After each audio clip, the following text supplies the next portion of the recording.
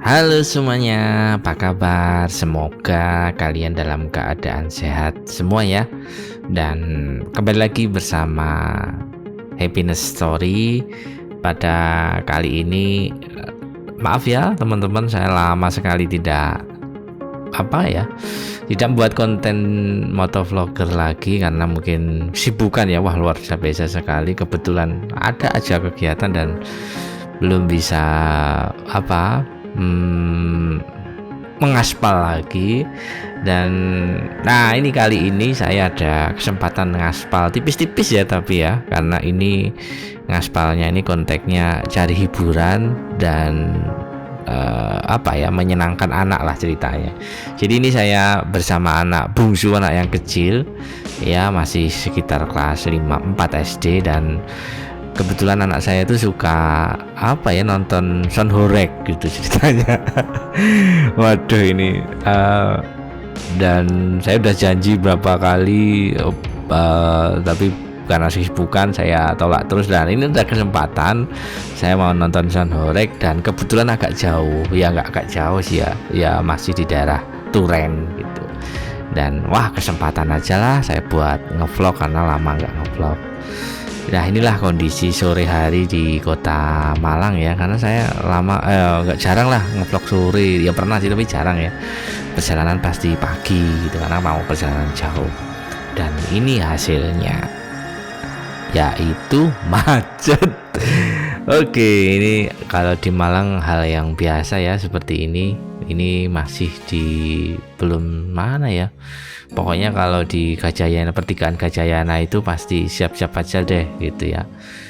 Kalau sudah di MT Haryono, di depan Unisma, di mana Tlogomas, itu sudah pasti kalau sore itu pasti macet. Ya, dinikmati saja.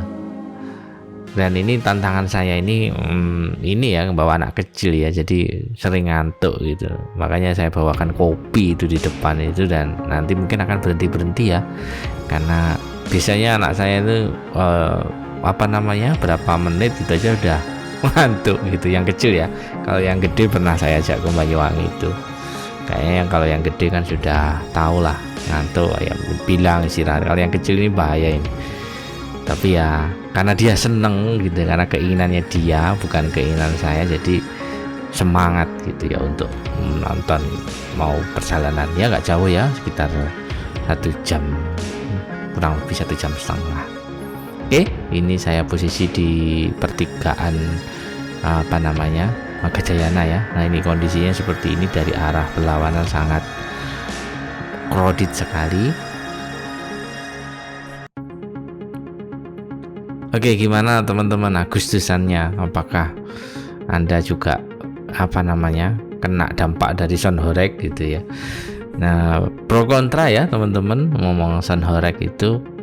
Saya sedikit bahas aja lah gitu ya, karena saya tahu sedikit ilmu di bidang perilaku manusia ya. Ya bukan menggurui, tetapi ya sharing aja lah gitu ya.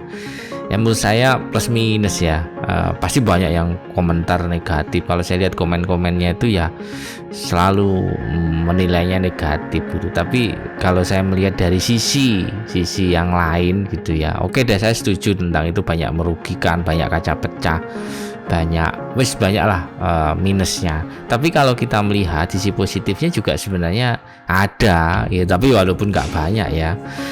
Ya bukan berarti ini SDM rendah, kan selalu dibilang gitu ya, kalau ngomong Son Horek itu selalu dibilang SDM rendah. Ya jangan gitu ya, kita melihatnya setiap orang itu pasti punya cara untuk bahagia sendiri-sendiri, cara untuk eksis sendiri-sendiri. Jadi kita nggak bisa menyamakan satu dengan yang lain. Bukan berarti ini saya membela Son Horek, enggak, tetapi saya benar-benar netral aja, berkomentar dari sudut pandang keilmuan saja.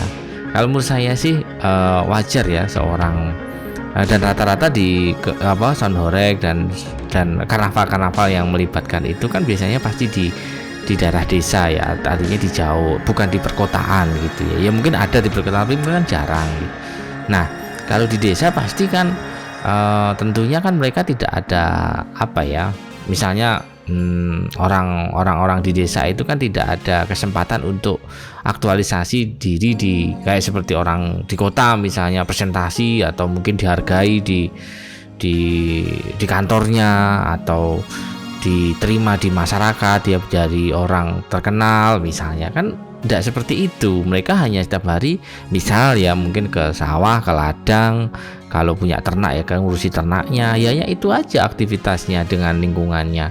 Artinya nggak ada kebutuhan, nggak ada tempat untuk menyalurkan aktualisasi diri kalau dalam bahasa perilaku ya, aktualisasi diri. Nah sebenarnya Soundhoreg ini menurut saya sebagai tempat aktualisasi diri itu, walaupun ya kadang ya ada yang menilai ya itu tidak tepat, kenapa harus dialihkan ke hal seperti itu. Tetapi kan ya lagi-lagi itu subjektif ya, itu penilaian masing-masing, kita nggak bisa menyalahkan 100% pada orang-orang yang senang gitu ya, yang senang melihat itu gitu. Selama memang tidak berlebihan, menurut saya sih wajar-wajar aja.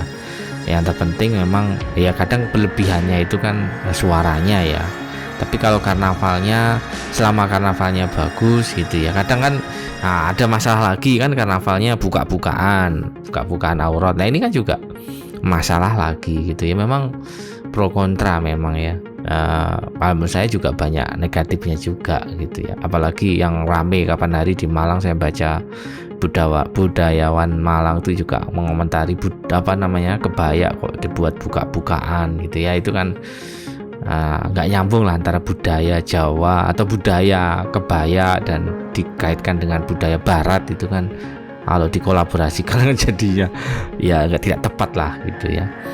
Ya tapi so far so good ya, tapi menurut saya bagi saya sudahlah, itu bagian sisi kehidupan gitu ya, yang kita tidak lepas lah, menurut saya tidak lepas dari sisi positif, sisi negatif. Ya kalau memang kita nggak suka ya sudah gitu ya, nggak suka nggak usah nonton, nggak usah berkomentar, nggak usah olok-olok gitu kan. Belum tentu yang kita olok-olok itu juga lebih baik daripada kita gitu kan. Nah itu aja ya, saling menghormati saja. Nah, itu mungkin dari saya ya. Ya silahkan komen-komen lah, pro kontra pasti banyak yang mendukung, banyak yang nggak dukung gitu ya. Dan setiap orang pasti punya hak untuk bersuara. Yang terpenting bisa menyampaikan secara baik saja. Nggak perlu sampai bawa-bawa personal, misalnya SDM rendah atau apapun gitu ya. Saya berusaha berempati aja kalau saya posisi misalnya saya punya usaha Soundhoreg gitu, terus saya dibilang SDM rendah kan ya pasti sakit hati kan gitu ya, padahal kan ya saya mencari nafkah begitu misalnya. Oke, dan ini sudah nyampe, lanjut ya, sudah Soundhoregnya kurang lebih seperti itu. Dan ini sudah nyampe mana ya ini ya, di daerah Dampit belum? Oh nggak nyampe Dampit ya ini nanti, karena di Turen. Ini nyampe mana ya? Oh rumah sakit Benmari itu ya. Jadi seperti inilah kondisi sore ya. Sahdu sekali ya. Jadi pengen touring panjang lagi nih. Mohon doanya ya. Ini rencananya mau ke Lombok gitu ya. Mohon doanya saja semoga bisa terrealisasi. Mau ke Lombok, saya mau naik kapal dulu. Terus setelah itu nanti perjalanan ke Lombok. Terus setelah itu saya kirim lagi motor saya dari Lombok ke Malang. Pulang saya nggak tahu naik kapal lagi apa naik pesawat gitu ya. Ini rencana. Mungkin teman-teman yang mau bergabung bareng sama saya ayo gitu ya. Yang suka hobi motovlogger atau yang suka hobi berkelana gitu. Tapi waktunya saya belum tahu lah, nanti kapan-kapan kalau sudah mau dekat saya update gitu ya. Barangkali ada yang mau nemani. Sementara Lombok dulu, karena saya penasaran. Saya sudah sering ke Lombok tapi kan belum pernah motoran ke sana. Dan di Lombok banyak teman, banyak saudara, jadi insya Allah aman lah gitu.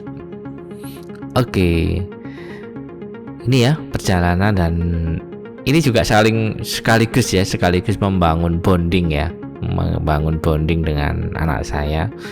karena saya nggak tahu ya anak saya kok jadi suka apa itu, sebenarnya awal mulanya suka bandengan itu gitu. Saya pikir oke, bandengan saya tuju aja karena itu kan bagus budaya gitu ya. Sudahlah, anak saya memang senang situ gitu ya, sering lihat ya, pernah saya antarin di belakang rumah ada bandengan, saya lihatkan gitu, seneng gitu ya. Tapi terus akhir-akhir ini kok katanya pengen lihat sound horeg gitu kan, kayak apa horegnya gitu. Wah, lalu dapatnya dari mana? Ternyata dari TikTok, jadi memang hati-hati ya, kadang kalau kita tidak, sekarang apa ya, media itu luar biasa. Padahal anak saya masih anak-anak gitu, tapi sudah menyukai hal yang seperti ini ya. Sudah gitu ya, saya antar ya.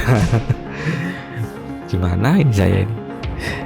Ya niatnya hiburan. Insya Allah ini tidak akan sampai malam kan. Biasanya yang aneh-aneh itu kan malam-malam ya. Ini kan semoga aja nanti nggak ada penampilan yang aneh-aneh gitu. Oke.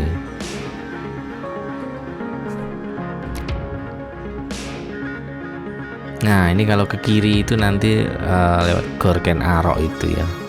Daerah mana ini ya, lupa saya. Sering lewat sini tapi ya lupa daerah-daerahnya ya. Apa itu, pasar apa sih daerah sini tuh? Oke.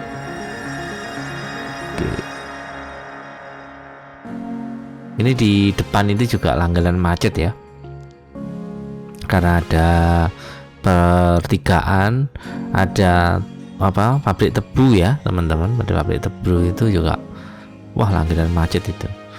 Kadang sampai sini, sampai pom bensin itu macetnya lebih, kadang sampai sini macetnya itu sudah mulai macet.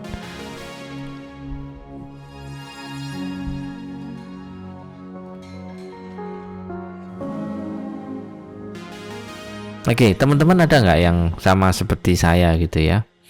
Artinya apa ya, suka touring tapi nggak bisa konsisten atau nggak bisa setiap hari karena kerjaan gitu ya. Nah mungkin bisa komen-komen deh ya kalau senasib gitu ya. Ya karena apa ya, kalau touring itu sebenarnya refreshing, tapi kadang kalau touring terus kebebanan pekerjaan itu juga nggak nyaman ya. Maksudnya kalau besok ada ini, besok ini, jadi butuh waktu yang free juga gitu. Ya akhirnya ya tipis-tipis gini aja akhirnya gitu, untuk mengobati rasa rindu gitu. Dan yang terpenting adalah kita bisa balance gitu ya antara kerjaan dan, kalau boleh saya bilang, me time gitu ya. Kalau boleh saya bilang, waktu untuk diri sendiri, waktu untuk relax gitu harus imbang. Jangan sampai kita kerja terus tapi nggak bisa mengimbangi dari, nggak bisa apa ya, menyayangi diri sendiri lah gitu ya. Kalau dalam ini self love gitu, mencintai diri sendiri ya, salah satunya ya melakukan hobi gitu ya. Kalau Anda suka hobi mancing ya silahkan mancing gitu kan. Kalau hobinya masak ya silahkan masak. Dan kalau saya kebetulan saya punya hobi baru, ya nggak baru ya, sudah lumayan lama ya, adventure ini ya, saya menjelajah gitu. Karena menjelajah itu seru teman-teman, jadi kita bisa belajar kehidupan. Alhamdulillah aja sih, saya belum, alhamdulillah ya, mungkin jangan sampai terjadi, saya belum pernah ada masalah-masalah yang begitu berarti ya. Ya alhamdulillahnya saja, semoga next tidak terjadilah ya, berdoa terus saja. Ya kecelakaan atau motor trouble dan seterusnya, alhamdulillah tidak terjadi. Dan ya kita harus siap resiko, setiap hobi pasti ada resikonya ya, jadi nggak mungkin kalau nggak ada risikonya. Nah ini ya, ingat ini masih saya geber sampai 89 90 gitu ya, anak saya jerit-jerit ini, seingat saya takut gitu ya, karena memang sepi ya. Tapi ya bahaya juga sih, jangan ditiru teman-teman. Jadi ADV ini kuat sampai 110 120 tuh kuat gitu, tapi ya hati-hati ya, santai-santai saja lah gitu, yang penting selamat. Oke, nah kayak gini ya, tiba-tiba ada mobil nyalip atau tiba-tiba ada nyebrang, itu bahayanya sekali. Jadi menurut saya, dulu pernah saya cerita ya, kalau untuk di Indonesia saja cukuplah 160 ini, nggak sampai 250, nggak sampai 300 atau bahkan 500 700 nggak bisa pakai itu, saya yakin. Digebernya di mana gitu ya. Saya di ini aja mau geber, tiba-tiba sudah ada orang nyabrang, tiba-tiba ada perempatan, tiba-tiba sepertinya tidak bisa, kecuali di jalan-jalan Sumatera ya kali ya, Lampung gitu mungkin ya, mungkin saya juga belum pernah ke sana, mungkin ya, mungkin bisa, atau ke luar negeri. Kalau luar negeri mungkin bisa lah karena jalannya besar kan. Oke, ini udah nyampe mendekati Turen ya. Jadi di acaranya itu di sebelumnya Turen gitu ya. Ini pas Agustusan ya teman-teman. Jadi mohon maaf videonya baru sempat ngedit, sempat upload. Dan ini akhir Agustus, tapi memang ini saya acaranya akhir Agustus di Kedok ya, Kedok Turen. Nah, saya tadi ingat ya, di Kedok Turen. Nah, acaranya di situ. Ya memang kapan hari di daerah saya juga ada, tapi kan nggak seru ya nonton kalau deket. Ini kebetulan aja memang pengen touring dan anak saya juga ngajak, ya sudah pas wes gitu kan, sambil manasi HDV. HDV ini sehari-hari memang saya gunakan ya, motor bukan harian ya, setiap hari setelah touring ya sudah saya simpan gitu, sesekali saya panasi, sesekali ya saya pakai gitu ya. Sehari-hari saya pakai motor satunya, memang saya siapkan untuk ya perjalanan jauh gitu. Atau sebenarnya saya beli ini memang untuk menyiapkan motor saya yang lama itu udah mulai capek kan gitu ya. Nah, saya beli motor baru ini salah satunya untuk kalau nanti ada apa-apa motor yang pertama itu ya sudah, ini HDV saya mau buat harian gitu. Nah, dulu tuh sebenarnya niatnya buat harian ya. Terus setelah beli ternyata wah besar sekali gitu ya. Saya hanya lihat dari jauh gitu aja kok ya, bagus gitu, cc-nya besar ya, maksudnya 160. Terus setelah beli, wah ternyata kalau di parkiran itu pusingnya bukan main gitu ya, besar terus berat gitu. Waduh, nggak cocok ini buat harian. Akhirnya ya sudah saya simpen gitu. Saya nggak tahu sih kalau teman-teman gimana, mungkin karena tubuh saya yang mungkin tingginya 163 aja ya, jadi ngerasa motor ini jadi gede gitu ya. Saya lihat sih motor-motor HDV yang buat harian itu ya banyak.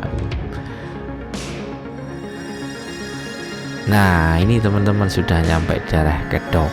Nah, ini sudah mulai rame nih ya. Ini masih sore ya, jam 4:30, jam 5 lah ini sampai sini. Saya tadi berangkat jam 4, jadi sekitar jam 5-an habis mau maghrib, nanti sholat dulu baru malam lihat ini.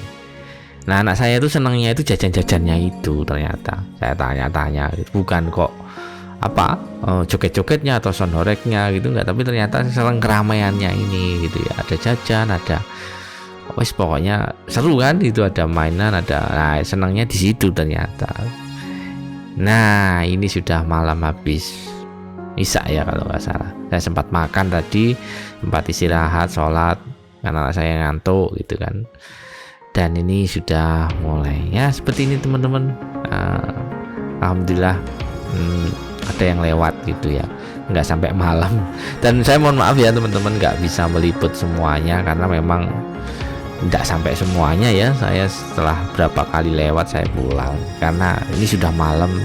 Terus perjalanan baliknya juga agak jauh. Saya khawatir anak saya nanti tidur ngantuk gitu ya, karena juga masih kecil. Saya usahakan ini jam 10 jam 9 ya, 9 sampai Malang, sampai rumah. Ini sudah jam 7, setengah jam 7 ya. Nanti setelah ini saya mau pulang. Itu saja sedikit cerita ngalor ngidul saya. Silahkan komen bagi yang senang, bagi yang punya ide apa, silahkan komen saja, saya terima. Itu saja, semoga bermanfaat. Salam bahagia.